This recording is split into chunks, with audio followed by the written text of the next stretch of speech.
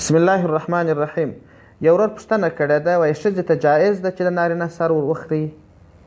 د دغه ورور د پوښتنې په جواب کې باید ووایم چې ښځې ته جایز نه ده چې د نامحرمه نارینه سر ور وخوري، او که چیرې دغه کس د محرماتو څخه و بیا ورباندې شرعي ممانعت نشته، ځکه نامحرمه نارینه هغې ته د دې خپل ستر ښکاره کول په کار نه دي، او نه نارینه ته جایز ده چې ښځې ته وګوري.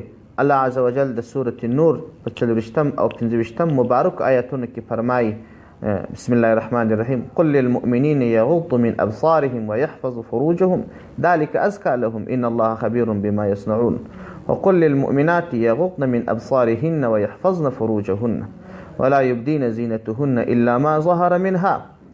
سورة النور 40 او 15 نمبر آیاتونه. او که چیرې د محرماتو څخه څوک و، پلار یې ورور یې یا یو ښځې خپل خاوند ته سر وخورایي، پر دې باندې څه ممانعت نشته، شرعي ممانعت نه دی ورباندې راغلی، او تر څو چې د یو شي ممانعت منع نه وي راغلی، اصل په اشیاو کې اباحت دی. والسلام علیکم ورحمة